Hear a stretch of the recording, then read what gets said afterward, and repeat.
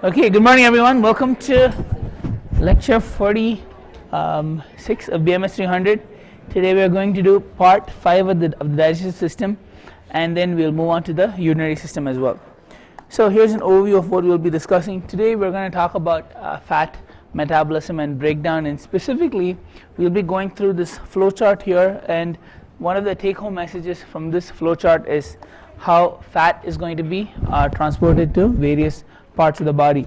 And so if you think about the transport of fat, and it's like train going on the rails, right? And if things come off the rails, if there's a derailing in this transport, that can lead to this condition called atherosclerosis, where you have plaque buildup.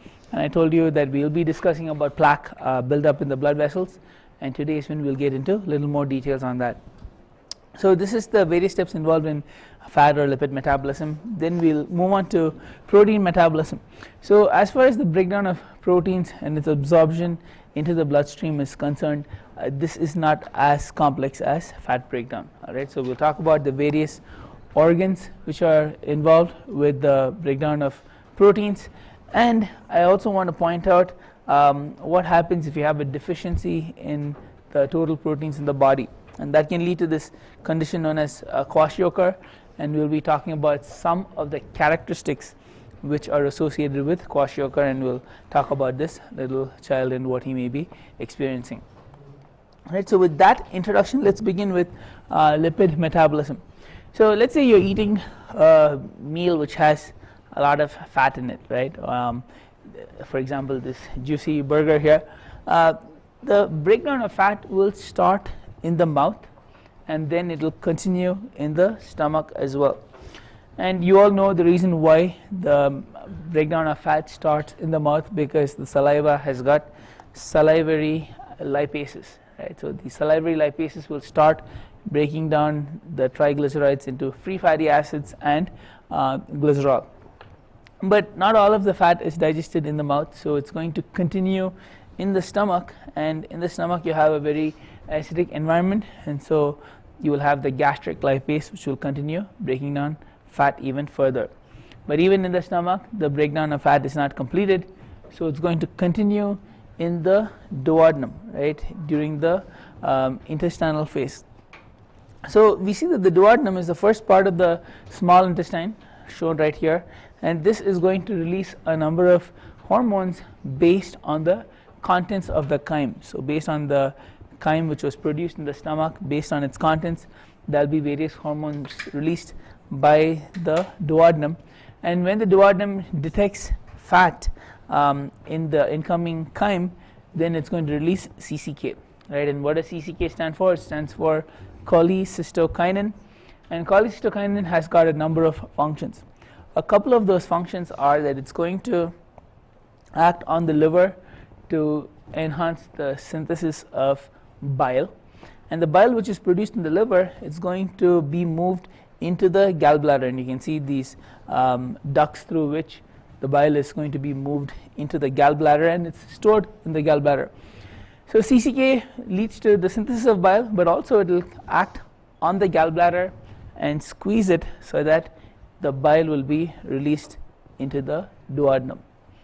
Okay, so bile is going to be released into the duodenum, and not only is bile released, CCK is also going to act on the pancreas to release various enzymes, including pancreatic lipases.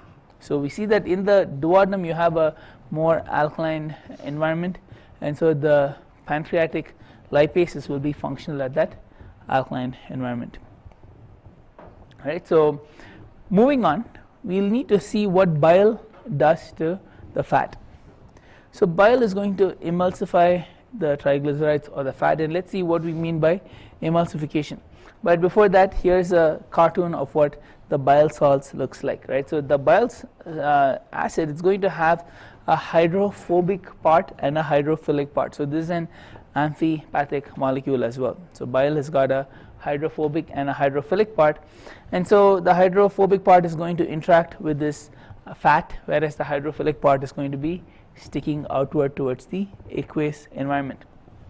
And so emulsification is where this large fat droplet is going to turn into these tiny smaller droplets because of this bile interacting with it. So bile will interact with the fat and form what are known as micelles. And we've talked about micelles, I believe it was in lecture 2 when we started the semester, and I told you that this micelle formation is where you try to wash grease from your hands using soap, right? So soap has got also this hydrophobic and a hydrophilic part. Hydrophobic part will interact with the grease, whereas the hydrophilic part will be sticking outward. But the bottom line is that this emulsification will ensure that the large fat droplet has turned into smaller tiny fat droplets. Okay, now the question is, why is that important, right? So when you have this emulsification, you've essentially increased the surface area to volume ratio. Just like how when you masticate food and you chew it down, you have increased the surface area to volume ratio. Same thing has happened here thanks to bile. Okay, and so when you have an increased surface area to volume ratio, the pancreatic lipases can more efficiently break down the triglycerides which are inside this micelle, and once the triglycerides have been broken down into free fatty acids, those fatty acids can easily get past the lipid bilayer of the intestinal cells. So bottom line, the micelles will allow the fatty acids to be absorbed into the intestinal cells. Are there any questions before we proceed? You've understood what micelles, how micelles are formed through bile acting on the fat, and now you also see that lipases will help to break down the micelles further into triglycerides, into free fatty acids, which can enter into the intestinal cells. Yes, what's your question? How much does this affect people without Okay, so hey guys, do you guys have a question back there? 1, 2, 3, 4, 5, 6. It's row number 6 all the way to the aisle. Do you guys have a question back there? No questions? I thought I heard something. Yeah. To answer your question, how do people deal with they don't have a gallbladder? The bile can directly enter from the liver into the duodenum as well. It's just going to keep leaking in. So you're talking about conditions where they've removed the gallbladder because of a surgery. All right, makes sense. Is that clear, folks? So it's the liver which produces the bile. Yes? Did you say when the bile emulsifies the triglycerides, it increases something about? Could you repeat the question one more time? I thought you said something about when the bile emulsifies the triglycerides. Yes, it's going to increase the surface area to volume ratio. It will increase the surface area to volume ratio, right? As it's breaking down this really large fat globule into smaller pieces, it's going to increase the surface area to volume ratio. Do you remember the picture where I showed you 3 cubes? The largest cube, it has a greater volume and greater surface area, but when you compare it with the smallest cube, which has a smaller volume and smaller surface area, the ratio of surface area to volume will be higher in the smallest cube compared to the larger cube. We talked about that in mastication. Are there any other questions, folks? Okay, so the fatty acids have entered into the intestinal cells, and there they're going to be packaged into chylomicrons. So chylomicrons have this outer shell which is made up of phospholipids, right? Chylomicrons have this outer shell made up of phospholipids, and inside the shell there's a core which is rich in fat. Okay, so this is a transporter which is going to be capable of passing through the aqueous environment, but on the inside it's storing the fat. Now chylomicrons are a type of lipoproteins, and the reason why it's called lipoproteins is that this shell is going to have certain proteins embedded in it, and the purpose of these proteins is to indicate the destination of these lipoproteins, right? So the proteins on top are like the address label on a package which is going to be shipped off to a certain place. And so once the chylomicrons go to the liver by the lymphatic circulation, in the liver they're going to be repackaged into smaller packages called VLDL, or very low density lipoproteins. So both chylomicrons and VLDL, they are types of lipoproteins, The main difference is their size and also the address label which is on them. So the proteins on them will be different. Okay, so here is a list of the various lipoproteins we would encounter in fat metabolism. Notice that chylomicrons are way bigger compared to the VLDL. VLDL is bigger than IDL. What does IDL stand for? I'll tell you. And IDL is bigger than LDL. So all of these are going to carry fat and cholesterol to various parts of the body. And we'll finally talk about the good cholesterol, or HDL, in the next few minutes. So notice here that the chylomicrons, they're going to carry fat from the epithelial cells to the liver. In the liver, it's going to be packaged as VLDL, or very low density lipoproteins. And the very low density lipoproteins, they will carry fat to various parts of the body, like the muscle tissue and the adipose tissue as well. And this VLDL will give rise to IDL, which stands for intermediate density lipoproteins. So you notice that as the amount of fat inside these lipoproteins decreases, their density is increasing, right? So as the fat content decreases, the relative density will increase. Okay, let me repeat that. As the fat content decreases, their density is going to increase. All right. And notice that this intermediate density lipoprotein, the question is, how does it lose fat? And it's losing fat because of the action of lipoprotein lipase. So lipoprotein lipase is an enzyme which is found in various tissues, and its goal is to break the fat inside the VLDL and make it smaller, right? And eventually the triglycerides can be moved into various tissues from the VLDL. So IDL, or the intermediate density lipoprotein, can also carry fat to various tissues, and as it gives up fat, it can be turned into LDL, or the low density lipoprotein, right? So the density is much lower. And finally, we have the good cholesterol, or HDL, and this is not produced from LDL, as you may imagine, right? HDL is produced by the liver, and this is going to play a role in the reverse cholesterol transport, and we'll talk about how HDL will engage in reverse cholesterol transport. So this is a pretty important slide. I will need you to know what are the various types of lipoproteins, where they are synthesized, and where they are going. Kind of like the lyrics of the song, where do you come from, where do you go? All right. Yes. Lipoprotein lipase is responsible for these two, VLDL turning into IDL and IDL into LDL.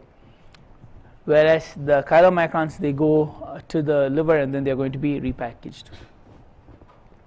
Alright, so you need to know about these lipoproteins, where do they come from and where do they go. And so here's this sample question which will help you know what you're supposed to, what you're expected to know. Alright. Epithelials, chylomicrons are produced in the blank. Are they produced in the epithelial cells of the small intestines, or are they produced in the liver, or in the muscles, or in the adipose tissue? You can turn to your neighbors or your TAs and they can help you.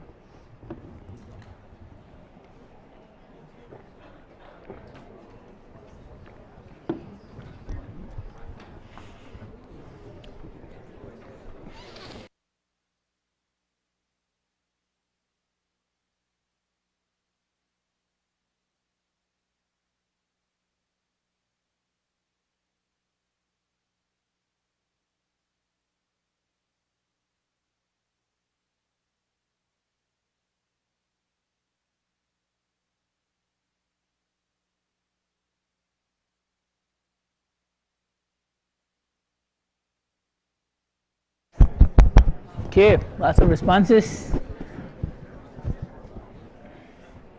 Adi, anyone in your group has a response for us? Epithelial cells. All right, very good. So most of you picked epithelial cells. Some of you did pick liver. So chylomicrons are carrying fat to the liver, right? So they are not produced in the liver. Whereas what is produced in the liver is the very low density lipoprotein. So now let's see how all of these transporters, they are going to carry fat to various parts of the body, right? So it's going to start with the chylomicrons carrying fat to the liver, where they will be repackaged into VLDL, very low density lipoprotein, which is much smaller, right? And then the VLDL is going to go to various tissues in the body, like the muscle or the fat tissue, and here we find that the lipoprotein lipase is going to break down the fat inside the VLDL, and so as the fat is broken down, this VLDL is going to get smaller and eventually form the intermediate density lipoprotein, right, IDL. Now IDL has got two options. It can either go back to the liver, where it will be packaged into another VLDL, or it can choose to continue going to other parts of the body and giving up its fat. If it decides to do that, we find that the IDL will go to other tissues through the action of lipoprotein lipase. It's going to lose more fat, and then it will turn into an LDL, low density lipoprotein. Now again, LDL also has two options. It can either go back to the liver, where it can be repackaged as VLDL, or it can continue being transported to various parts of the body, where it could eventually end up in an injured artery. And specifically, a part of the artery which gets injured is where it has this kind of bifurcation, and the place where the arteries branch is where there will be a greater amount of turbulence, and so it can cause the LDL particles to embed inside the blood vessels, right? And so this is the start of the process for the formation of this atherosclerotic plaque. Right, so when the LDL goes to the injured artery, you may be thinking back to age products, right? Advanced glycation end products. I told you about the consequences of high glucose levels in the body, and I told you these advanced glycation end products can lead to plaque formation, and you're wondering, where does this exactly fit in, right? So the advanced glycation end products, they are capable of interacting with the LDLs and increase their opportunity to get oxidized, right? I've not mentioned this in the slide, but LDL can get oxidized, but part of the reasons for the increase in the oxidation is because of the interaction with advanced glycation end products.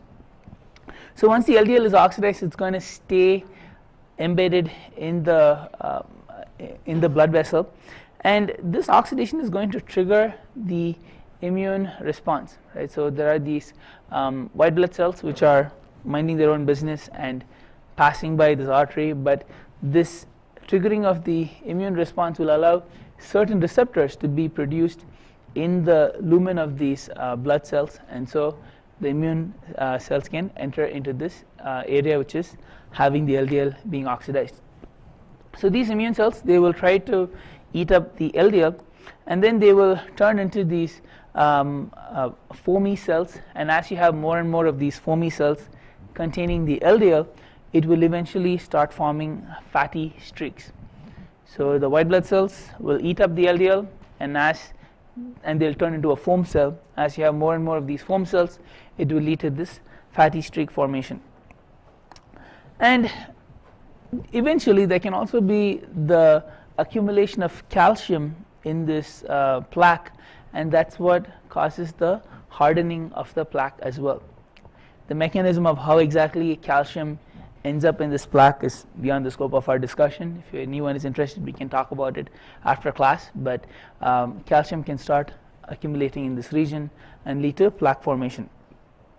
And as the plaque is formed, if you see this picture here, the vessel diameter is going to decrease, and this can especially be a problem in the smaller blood vessels, because I showed you a picture of how some vessels only have a slightly larger diameter than the red blood cells, right? So if the vessel diameter is decreasing, we see that the red blood cells can get block that narrowing region. Sometimes we see even this plaque can rupture, and what causes the plaque to rupture could be a number of factors, again beyond the scope of our discussion, but the rupturing of the plaque can lead to blood clot formation. And so if this blood clot is going to block the flow of blood, that leads to what is known as thrombosis. And both thrombosis, depending on where it happens in the body, it could lead to stroke, where blood flow to the brain is affected, or it can lead to a heart attack where blood flow to the cardiac muscle is affected. And even just vessel diameter decreasing can also lead to a heart attack as well. So are there any questions on how this plaque formation takes place, starting with the LDL particle getting embedded in a blood vessel? Are there any questions based on the information I've given? I've given you a very simplistic representation, right? But are there any questions? Okay, so all of this process could have been started if there was high level of LDL, right? So if there were high levels of LDL being present in the bloodstream, that LDL could have gone and sliced open this, the HDL, the high density lipoprotein, could have gone ahead and sliced open this LDL and carried the fat back to the liver, right? I told you that HDL plays an important role in reverse cholesterol transport. And so the question is, how do we increase the HDL levels, right? So I'm going to talk to you about the various ways in which atherosclerosis can be treated and the ways to prevent it, by telling you where the various preventative approaches will affect this progression of the atherosclerotic plaque formation. So the first question is, how can we increase HDL levels? And one of the best ways is through exercise, right? So having high levels of physical activity will increase your HDL levels, right? So exercise may be hard, and maybe having this might be an option for some people, having small amounts of alcohol, right, 1 to 2 ounces. But I think both of these are hard because moderation is key when it comes to alcohol. If you exceed about the 2 ounces per day, that can lead to other complications like cancer and other diseases as well, right? So exercising is hard, moderation in alcohol may be hard for some people. Now there are also medication people can take, like for example you have statins. What statins does is it's going to block cholesterol synthesis, which means that there's less cholesterol being transported, and it can also increase the sensitivity of the LDL receptors in the liver. So LDL can be readily taken back and packaged into VLDL, very low density lipoproteins. The problem with statins is that it's got a ton of side effects, right? And if you watch these TV programs or advertisements, whenever they talk about a medication, after that they'll be telling you about all the side effects, and please avoid this if you have this, and I'm like, why are you guys even selling it in the first place, right? But there are side effects to be considered as well. Also, increasing unsaturated fats. So this is the fat from plant-based sources, because animal fat is saturated, it will solidify at room temperature, whereas unsaturated fat will stay in liquid state even at room temperature. This too will increase the sensitivity of the LDL receptors and also receptors for IDL as well.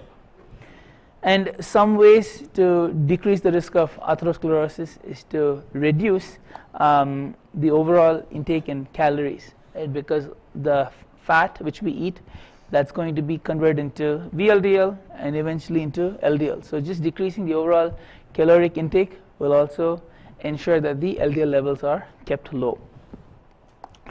And the important thing is to reduce stress, right? This is easier said than done, but I told you that if you're stressed out, rather than go for a run, rather than eat something, go for a run, right? And why is this important? I want to take you back to this slide which we discussed on Monday, where I told you that when your blood glucose levels drop below a certain level, you get hangry, meaning you have the stress response, and one of the consequences of those stress hormones is to activate hormone sensitive lipase, which will break down the fat inside these adipose tissue, and that will in turn increase your VLDL levels, right? So when you're stressed out, if you go for a run, then that VLDL can be used to fuel the working of those muscles. But if you're just stressed out and you're sitting in one place, then it can increase the risk of LDLs getting embedded in your blood vessels. Does that make sense? Yes? All right. and avoiding nicotine, because nicotine is going to increase LDL levels and decreasing HDL levels as well. And also taking a proper ratio of omega-3 to omega-6 fatty acids, and the reason for this, and also having a baby aspirin, is to ensure that inflammation is going to be decreased, because we see that inflammation is an immune response and you want to minimize that. Secondly, also omega-3 to omega-6 fatty acid ratio, when it's maintained, it will help to minimize clotting and increase the dilation of blood vessels. So I told you that when blood clotting happens, it can lead to thrombosis, right, and also increasing the dilation of blood vessels will ensure that the stroke or heart attacks don't happen. So these are the various ways in which to decrease the risk of atherosclerotic plaque formation. Are there any questions for me? No questions? All clear? Are you all inspired to exercise and to eat fruits and vegetables? Great. All right. I'm inspiring myself too. Okay, now we switch gears and move on to protein metabolism, and this is going to be a lot simpler than fat metabolism. So it's going to start with the meat being broken down into smaller pieces, and we see that the increased surface area to volume ratio will help with protein metabolism. But the place where protein metabolism starts is in the stomach, and why it starts in the stomach is that hydrochloric acid will unfold the proteins, and hydrochloric acid will also activate pepsinogen and convert it into pepsin, and pepsin can break down the proteins in the stomach. And this breakdown of proteins will continue in the small intestines, and notice that the CCK release is not only in response to fat in the chyme, but also the presence of proteins as well. CCK can be released for both those stimuli, and CCK will release pancreatic proteases, which will further break down the proteins in the small intestine, and there in the small intestines the amino acids will be absorbed through the finger-like projections. So this is how protein breakdown and its absorption into the digestive tract takes place, from the digestive tract takes place. And just to remind you that we see that when proteins or the amino acids, when they are used to make ATP, the amino group cannot be used by our body, right? And so the amino group is going to be stripped off and released as urea, and later this week we'll talk about how urea will be filtered from the blood and excreted in the urine. And regardless of where the calories come from, whether it's from proteins, carbohydrates, or fat, any of this excess calorie will be stored as fat in the body. Any questions on how proteins are broken down? Okay. Now let's talk about a situation where you have a lack of dietary protein, right? And this condition is called kwashiorkor, and this child might look pretty chubby and healthy, but he's actually suffering from kwashiorkor. And kwashiorkor is this disease where you have, it's caused by low protein in the diet while there might be sufficient calories. So the amount of proteins are low, but there may be sufficient calories. And this is quite different from a condition called marasmus, which is caused by just a caloric deficit, where there just isn't any food available. So what could be a situation which leads to kwashiorkor? So let's say in a developing nation, mom has a baby, and then she's feeding the baby with breast milk, and breast milk has the required amino acids the baby is needed by the baby, right? But then let's say after a few months, mom is pregnant again, and then the newborn starts getting the breast milk, and a child like this may just get sugar water to stave off the hunger, right? But there may be sufficient calories, but the lack of proteins will start resulting in a number of characteristics. First one is that the growth will be impaired. If you don't have the required amino acids, then it will lead to the formation of these incomplete proteins. We talked about incomplete proteins, I believe, in the first week of this semester, right, where if those proper amino acids are not present, the body will not make incomplete proteins, and so anabolic reactions are impaired due to incomplete proteins. Another thing is also the high rates of infection. We see that many times kwashiorkor is found in places which are not very hygienic, and so in order to fight the infection, the body has to make antibodies. And what are antibodies? Antibodies are proteins, and proteins need the proper complement of amino acids for their synthesis. So that can also lead to high infections when you have lower antibody synthesis.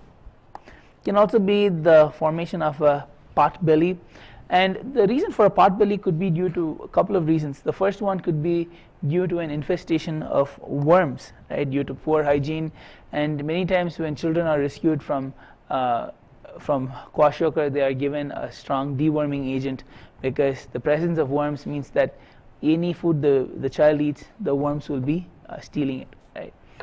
And there's another reason for the pot belly, and that is edema, and I'll talk about edema in a few minutes.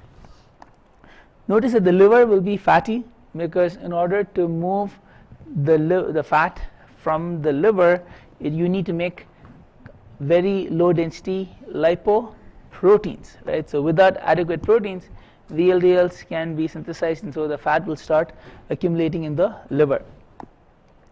And there will be impaired motor and cognitive development, because if the body is constantly under the sympathetic activation, then it's hard to focus on small details, right. So there could be impaired motor and cognitive development, but the good news is that this is not a permanent impact, right. Once a child is rescued, there can be normal development can resume as well. Now let's talk about edema. Edema is the fluid accumulation in the various parts of the body, as you can see in this leg here, or even in the abdominal region. And the question is, what is causing this fluid accumulation? So when there is a low osmotic pressure in the blood because of a decrease in the blood plasma proteins, that can lead to edema. And I want to explain this by using this animation here. So here's a red color rectangle indicating the arterial blood, and then on either side you have the tissue. Now inside the arterial blood you have a number of proteins. So we are showing the proteins in by these blue circles. These proteins could include albumin and hemoglobin, and all of these proteins are going to exert an osmotic pressure to keep the water inside the blood vessel. Do you have a question? Yeah, I was wondering, is this only happening in children, or does it also happen in adults? It could happen in adults too. Yeah, it can happen in adults as well. I just used the example of children. Right, so here you have the proteins inside the blood, and notice that as the you have also proteins in the surrounding tissues as well. And there is, of course, water is the major component of blood, and there's water also in the interstitial space. And we see that the blood is going to be pumped at a pretty high pressure as the heart contracts. And as the blood is being pumped at a high pressure, notice that some of the water is going to move into the surrounding areas, right? Notice that the water moves in surrounding areas, and due to this osmotic pressure, some of this water is going to be drawn back into the blood vessel because of the osmotic pressure. But let's say you have lower amount of proteins, right? I just took off some of those circles. You have lower proteins, then the osmotic pressure drawing the fluid back into the blood vessel is less. If you have fewer proteins inside the blood, then there's a less osmotic pressure drawing the fluid back, and the fluid will continue staying in the surrounding tissues, thereby leading to swelling.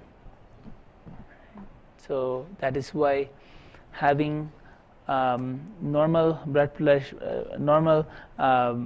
pressure with the osmotic effect means there's no swelling, but if you have blood pressure higher than the osmotic effect, it will lead to fluid accumulation in the surrounding tissues.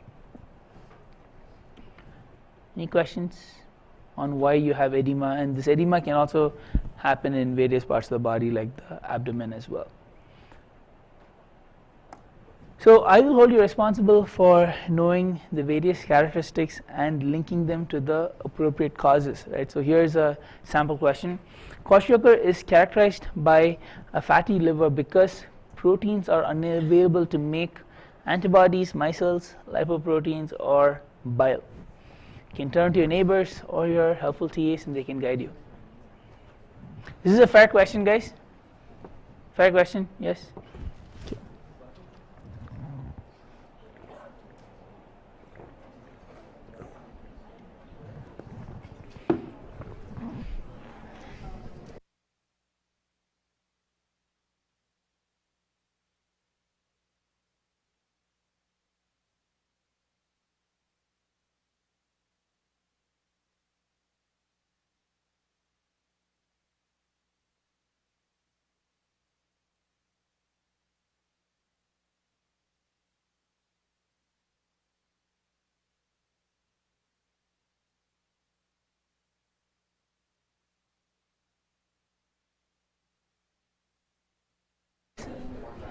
Yeah, it's lipoproteins. All right, folks, let's bring it back together. Isabel, anyone in your group has a response for us? C for lipoproteins. Very good. Okay, most of you did pick lipoproteins. So lipoproteins are necessary for transporting fat from the liver. Specifically, it is a very low density lipoproteins which transport fat from the liver. Right. So when you don't have sufficient lipoproteins, the fat will accumulate in the liver, leading to a fatty liver. So that I'd like to summarize and sort of recap what we discussed on Monday before we move on to the urinary system. So on Monday we talked about carbohydrate metabolism, and I told you how pancreatic hormones will help to regulate the blood glucose levels, and this flowchart here is very important, and I would expect you to draw this from memory. We also see how that hyperglycemia, as seen in the case of diabetes, can affect multiple organ systems. And today we talked about how lipoproteins are crucial for transporting fat to various parts of the body, and when that fat transport is dysregulated, that leads to atherosclerotic plaque formation. And then we moved on to talk about protein breakdown and how if there is an insufficient amount of proteins in the body, how again this can affect multiple organ systems as well. It can affect the liver, it can affect the blood vessels, and so on. All right. So now we switch gears and talk about the urinary system. Right.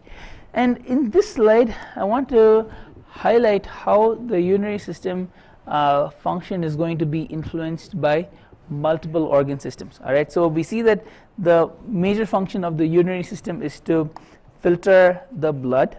Okay. And what is the major composition of blood? Water. Yes, this is coconut water, but yes, water is the major component of blood. And in the very first unit we talked about the structure of water, and we also talked about transmembrane proteins. And transmembrane proteins are crucial to how blood is being filtered and eventually urine is formed. We'll see the role of these transmembrane proteins. And again, the formation of urine will involve a number of cell junctions, and we'll see how the transport across these cell junctions can be impacted as well.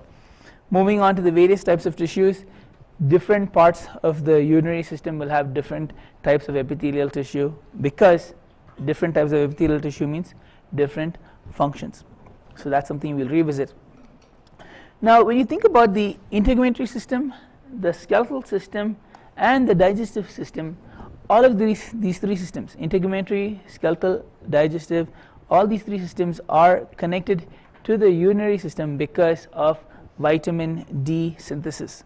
So the active form of vitamin D is formed in the urinary system, but the precursors are formed in these other three systems, and also the downstream impact can be on the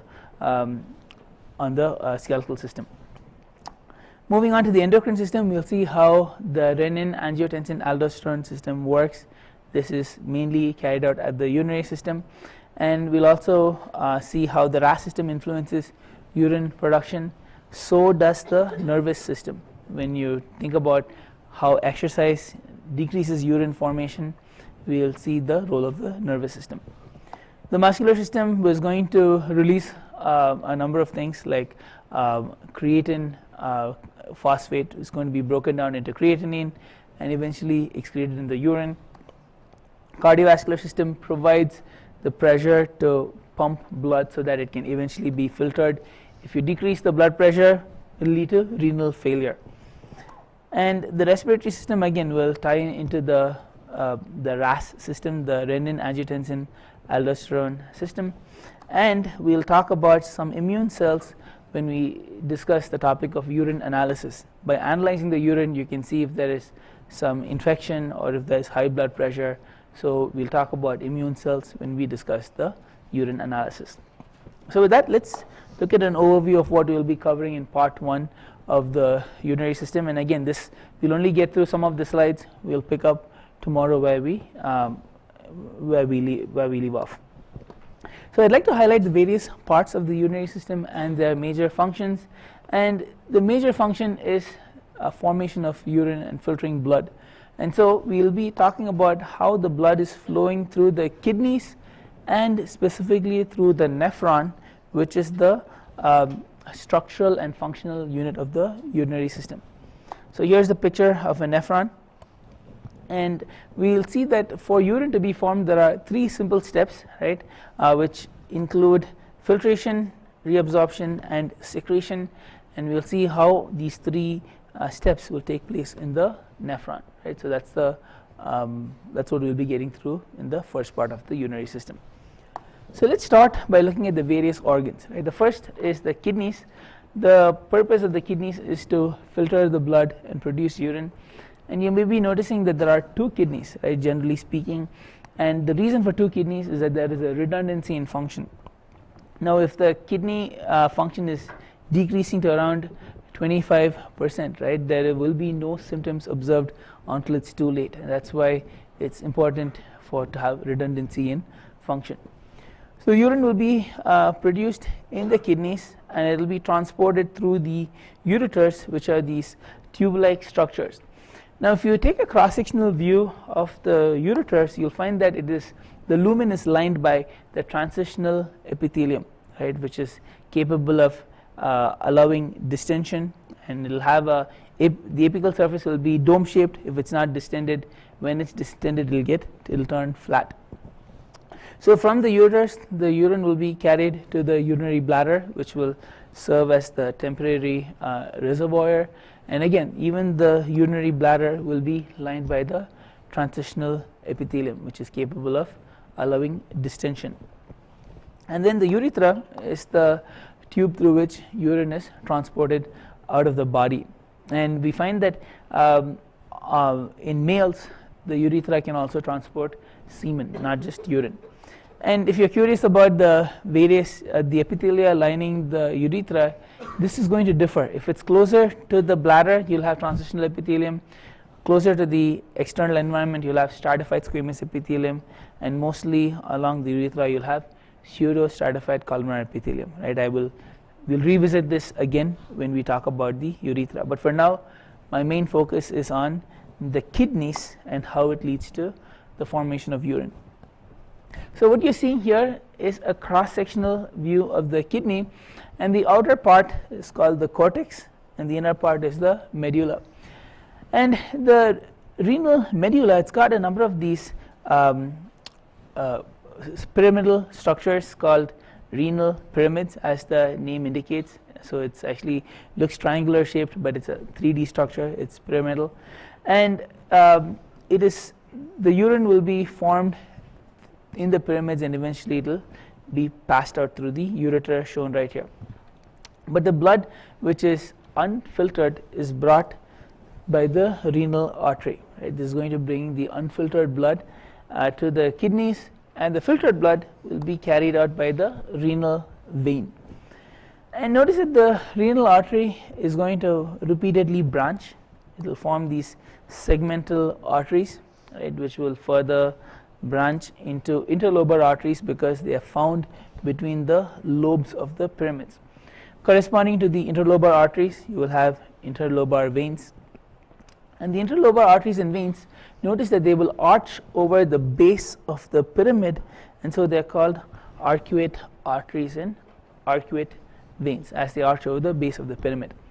And then from there, these arcuate arteries and veins, they're going to move into the cortex. They're going to radiate into the cortex, and so they're called cortical radiate arteries and cortical radiate veins.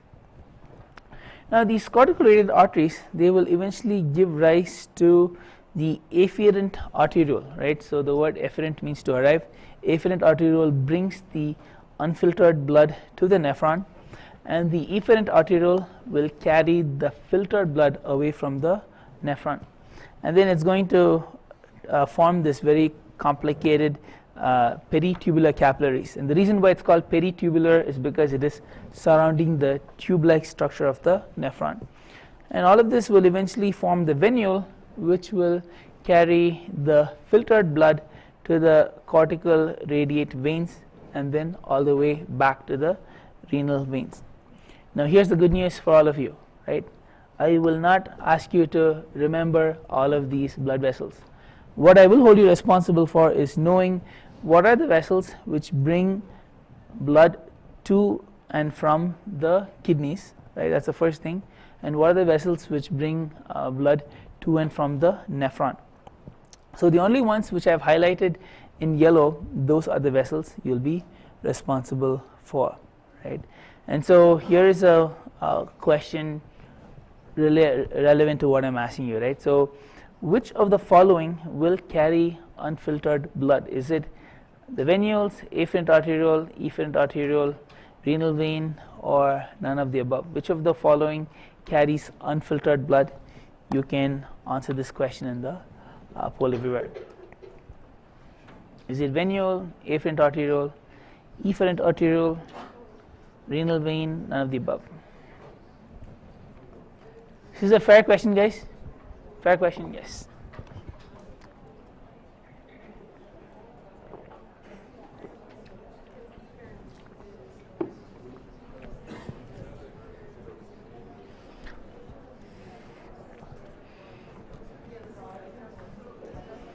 Okay, 50 responses, fantastic. Arave, anyone in your group has a response for us?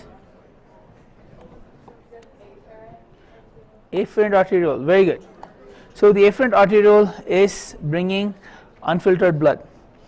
So before we end class, I want to talk to you about the various parts of the nephron, right? So the nephron is the structural and functional unit of the kidney, and this is what forms the urine. And every kidney has got approximately 1 million nephrons, right? Pretty amazing. So when you think about the structure of the nephron, you can think about it like a snake, right? Technically, where you have two parts, the snake, right? You have the head and then you have the body slash tail, right? The tail is only 10 to 20% of the size of the snake, but in general, let's say that there are two parts, head and the body slash tail. So the head of the snake or the head of the nephron is called the renal corpuscle, shown right here, and then the body is going to be the renal tubule, right? So this is a tube-like structure. It begins at the renal corpuscle and then it goes all windy, and it eventually ends at a collecting duct. So let's talk about each of these structures. So inside this renal corpuscle, you have a tuft of capillaries called the glomerulus, and what brings blood to the tuft of capillaries is the afferent arteriole, and the efferent arteriole is carrying blood away from the tuft of capillaries. Now around this capillaries you have a capsule, and in between the capsule and the glomerulus you have a capsular space. There are elements of this we'll talk about tomorrow. Now let's talk about the body of the nephron, right? We find that this convoluted tube-like structure, it's got a proximal convoluted tubule, and that gives rise to a loop of Henle or the nephron loop, and that gives rise to the distal convoluted tubule, which will eventually connect with the collecting duct.